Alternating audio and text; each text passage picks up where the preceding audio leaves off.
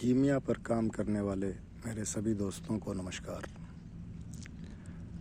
आज से हम शुरू करते हैं अपना कीमिया का पहला कर्म। कीमिया का कर्म शुरू करते वक्त हम लोगों को कुछ सामग्री की आवश्यकता है। वह सामग्री मैं आप लोगों को बता रहा हूँ। उस सामग्री को समय समय पर जैसे जैसे आवश्यकता होगी मैं आपको बताता जाऊंगा। सबसे पहले आपको आवश्यकता होगी कम से कम 200 ग्राम और ज़्यादा करना चाहें तो 500 ग्राम। आप बाज़ार से पारा लेकर आएं। वह इस पारे से कम 10 गुना आप गंधक शुद्ध वैद्यनाथ की शुद्ध गंधक आप लेकर आएं। वह एक तुला यंत्र जिसका जिक्र मैं अपने डिस्क्रिप्शन बॉक्स में लिंक के रूप में दे दूंगा। उस तुला यंत्र को तैयार करने के लिए आपको 2 बढ़िया कांच की बोतल व एक तांबे की पाइप व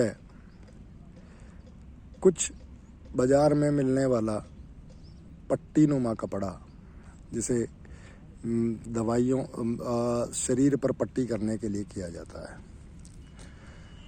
वह साथ में आपको कुछ या तो कुम्हार की तैयार की गई मिट्टी या आपको बाज़ार में उपलब्ध एक ऐसी मिट्टी आती है जो पीले रंग की होती है, मुल्तानी मिट्टी उसको कहा जाता है, वो मुल्तानी मिट्टी ले आइए। अब करना आपको ये है कि उस तुला यंत्र को देख करके आपको उन बोतलों को तैयार करना है। उन बोतलों में ऊपर आपको तांबे की पाइप लगा करके उनको जोड़ देना है। एक बोतल में आपको पारा रखना है व दूसरी बोतल में आपको गंधक रखनी है। गंधक आप एक समय में पारे के बराबर के वजन तक की रख लें या कम आती है तो उसमें कम रख लें।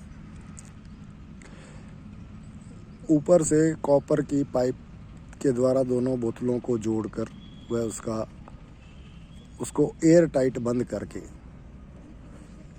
कूपी यंत्र में दिए गए बालूका यंत्र द्वारा, अब वहाँ बालूका आपको मिले यानी बालू रेत, यदि ना मिले तो आप नमक का इस्तेमाल कर सकते हैं। नमक बहुत ही सस्ता साधन है, आसानी से उपलब्ध है। आप टाटा का खाने वाला नमक इस्तेमाल कर सकते हैं। परंतु आपको ध्यान यह रखना है कि जब उसको लगाएं तो उस बोतल के नीचे भी कम से कम 2 से 3 इंच नमक की परत रहनी चाहिए और उस बोतल के चारों तरफ भी नमक की परत रहनी चाहिए। वह बालूका यंत्र के द्वारा दिए गए उस तरीके से उसको ऊपर तक नमक से भर दें, बोतल के मुख तक। वह बोतल को अच्छी प्रकार से बंद करके, एयर टाइट बंद करके, चाहे उसमें आप और चीज़ों का इस्तेमाल भी कर सकते हैं, जैसे आपका एम सील या और इस तरह से एयर टाइट करने का कोई साधन। परंतु यदि आप और चीज़ों का इस्तेमाल करेंगे तो आपको बार बार बोतलें बदलनी पड़ सकती हैं। यदि आप मुल्तानी मिट्टी का इस्तेमाल करेंगे तो मुल्तानी मिट्टी आसानी से पानी में घुल करके उतर जाएगी और आप उस बोतल को ख़राब किए बगैर दोबारा इस्तेमाल कर पाएंगे। बालूका यंत्र में रख उसको आग देना शुरू करें, आग देते रहें। आग आप हीटर से भी दे सकते हैं, आग आप चूल्हे से भी दे सकते हैं, आग आप गैस के चूल्हे से भी दे सकते हैं। यह आग बहुत ज़्यादा तेज ना हो, मध्यम आंच हो, साधारण आंच हो, जैसे कि हम घर में रोटी बनाते हैं। हाई फ्लेम ज़्यादा, यदि आपका बर्तन ज़्यादा बड़ा हो जाता है तो आप हाई फ्लेम दे सकते हैं, नहीं अदरवाइज़ मीडियम फ्लेम पर ही आप काम करें। हीटर भी यदि आप 1000 वाट से नीचे का लेंगे तो ज़्यादा उत्तम रहेगा, क्योंकि हीटर में उसकी लुक निकलती है जो चारों तरफ अधिक गर्मी फैलाती है। वहाँ साधारण अग्नि से मतलब है, ज़्यादा अग्नि देने से मतलब नहीं है। मतलब सिर्फ इतना है कि गंधक और बालू पिघलती रहे, उसकी भाप बनती रहे, वह उड़ती रहे, एक दूसरे में वह मिलती रहे। यह हमारा पहला कर्म है जो हम लोगों को करना है। इस कर्म को हमें तब तक करना है जब तक उसकी 10 गुना जो गंधक हम लेकर आए थे। 200 ग्राम है तो 2 किलो, 500 ग्राम है तो 5 किलो, करते करते करते करते हमें पूरी की पूरी गंधक उस पारे में भाप के रूप में मिला देनी है। वह उस यंत्र को अब धीरे धीरे ठंडा कर, इस यंत्र को आप खोल कर जैसे निकालेंगे, उसमें से जो पारा मिलेगा वह पारा आपका शुद्ध पारा होगा। इस शुद्ध पारे को आप खरल में डालकर, वह यदि आप इसमें स्वर्ण बीज डालना चाहें तो इसका 16वां भाग, इसको 16 से भाग कर, इसके वजन को 16 से भाग कर 16वां भाग उसमें डालें, उसका मर्दन करें, वह उसको उसमें पूरी तरह से मिला दें। पूरी तरह से मिलने के बाद अब हमें ध्यान रखना है कि इसका चारण पूरा हो जाए, जारण पूरा हो जाए। इसके जारण के लिए मैंने आपको पहले ही विधि बताई थी कि आप इसको धतूरे के रस के साथ घोटें। 1 दिन यानी 8 घंटे आप इसको धतूरे के रस के साथ घोटते रहें। अगले दिन आप इसको त्रिफला क्वाथ जो बाज़ार में उपलब्ध है उसमें डालकर इसको घोटते रहें। 2 दिन इसमें घोटने के बाद उसे थोड़ा छोड़ दें आराम करने को, ताकि वह अपने अंदर लिए गए इस स्वर्ण को हजम कर पाए।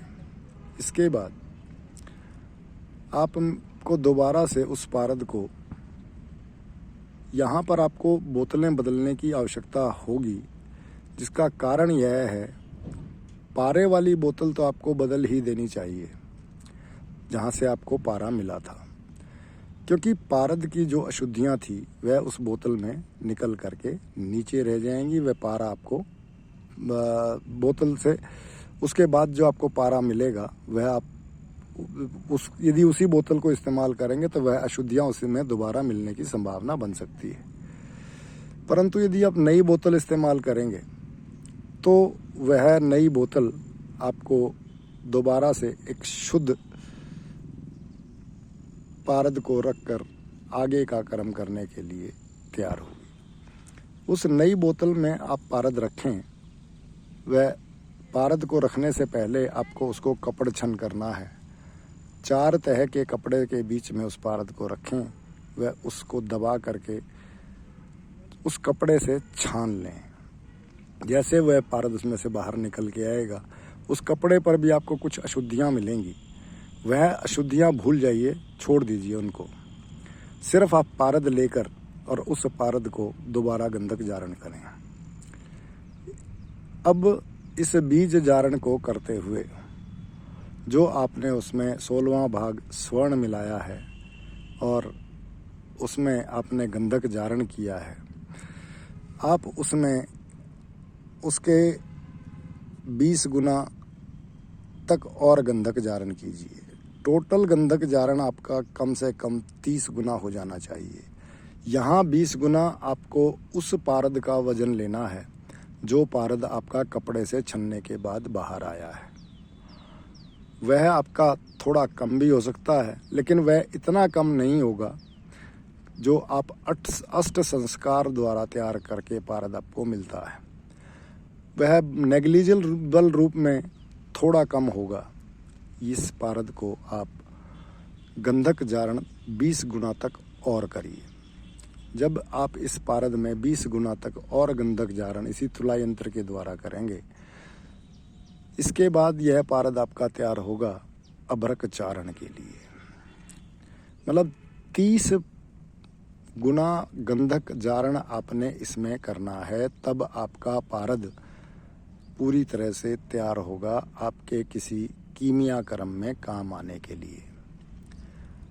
यह इतनी कठिन प्रक्रिया भी नहीं है कि आप ना कर पाएँ। मैं इस डिस्क्रिप्शन बॉक्स में आपको इसका लिंक देने की कोशिश करूँगा, नहीं तो मैं आपको इस यंत्र का लिंक अपने व्हाट्सएप ग्रुप पे दूंगा।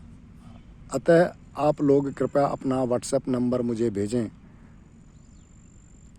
वह मैं आपको अपना व्हाट्सएप नंबर बता रहा हूँ, 9306401053 930 640 1053। इस नंबर पर आप मुझे अपना व्हाट्सएप नंबर भेजें। वह मेरा निवेदन है कि आप मुझे जो व्हाट्सएप नंबर भेजेंगे वह आप परमिट कर रहे होंगे कि मैं आपके इस नंबर को अपने व्हाट्सएप ग्रुप में जोड़ लूं, ताकि वहां आपको उस तुला यंत्र का लिंक मिल जाए और उस तुला यंत्र के लिंक से आप देख करके इस पारे को तैयार कर पाएँ। यह था हमारा पारा तैयार करने का पहला कर्म जो कीमिया का होना चाहिए। यदि हम इस प्रकार से कीमिया के कर्म को करेंगे तो हम अपने कर्म को करने के लिए पूरी तरह से तैयार होंगे। अदरवाइज़ यह गारंटी है कि हम कीमिया का कर्म किसी भी प्रकार से नहीं कर पाएंगे। मेरा आपसे अनुरोध है कि किसी भी भाई को, चाहे उसमें मैं स्वयं क्यों ना हूँ, किसी व्हाट्सएप नंबर पे ऐड होने के लिए, किसी सामग्री के लिए, यूट्यूब पर दी गई सामग्रियों के लिए कोई भी पैसा देने का कष्ट ना करें, क्योंकि इसमें आप धोखा खा सकते हैं। यह काम आप अपने आप करें। इस काम को करने के लिए मैं आपकी तहे दिल से मदद कर रहा हूँ। आप इस कोशिश में मेरा साथ दें। वह मुझे लगता है मैं जो मेरा अब तक का रसायन, केमिस्ट्री, कीमिया, रसशास्त्र या रिलीजन से रिलेटेड मेरे एक्सपीरियंस हैं, उनके द्वारा मैं आपको उस ऊंचाई तक पहुंचा कर ही छोड़ूंगा। अब आप पर निर्भर है कि यदि आप इस वीडियो को देखें तो इस वीडियो को पहले आप डाउनलोड करें, ताकि इसको आप बार बार देख करके वह इसमें दी गई चीज़ों को ठीक प्रकार से इस्तेमाल कर पाएँ। यहाँ मैं आपको पहले बता देता हूँ, मॉडर्न साइंस पारे को जहरीला पदार्थ मानती है। आयुर्वेद में औषधि रूप में पारे को इस्तेमाल किया जाता है। ये दो बहुत बड़े कॉन्ट्राडिक्शन है। आयुर्वेद में पारे को इस्तेमाल जो किया जा रहा है उसमें मैं आपको बता दूं, वैद्यनाथ द्वारा मकरध्वज, स्वर्ण मकरध्वज, बहुत सी ऐसी दवाइयाँ आती हैं जिनमें पारे का इस्तेमाल किया जाता है। लेकिन मॉडर्न केमिस्ट्री की अपनी दिक्कत है कि वह पारे को शुद्ध ही नहीं कर पा रही है। दूसरी और चीज़ें उन्हें बहुत ज़्यादा पता नहीं है। कुछ भाषा का गैप है, कुछ उनके और हमारे आयुर्वेद के सिद्धांतों का गैप है। इस संसार में कोई भी अमृत नहीं है और कोई भी विष नहीं है। विष भी अमृत है और अमृत भी विष है। अधिकता किसी की भी हो वह विष कहलाता है। बात रही पारद के विष की, यह अपने आप में हलाहल कहा जाता है, लेकिन यदि इसको ठीक प्रकार से तैयार कर इस्तेमाल किया जाएगा तो इससे बड़ा अमृत भी संसार में कोई नहीं है। इसकी अमृत बनने की कसौटी वही है जो कीमिया कर ढूंढते फिरते हैं। जब पारद धातुओं में परिवर्तन करने के कर्म को करने में सक्षम हो। यही इसकी आखिरी टेस्टिंग कसौटी है। यदि वह कर पाता है तो उसे इस्तेमाल किया जा सकता है। हाँ, उसमें 6 गुना पारद में 6 गुना गंधक धारण करने के बाद उसमें रोगनाशक गुण तो आ जाते हैं। वह शुद्ध तो हो जाता है, जहरीला तो नहीं रहता है, परंतु वह उस लेवल पर तभी पहुंच पाता है जब वह इस टेस्ट को पूरा कर पाए। यह हमारे रस शास्त्रों में उल्लेखित है। अब जो लोग कीमिया पे लगे हुए हैं उन्हें इनमें से बहुत सी चीज़ों का पहले से पता है। गंधक धारण करने के लिए काम तो करना पड़ेगा, बगैर काम किए हुए कुछ नहीं मिलने वाला। धन्यवाद।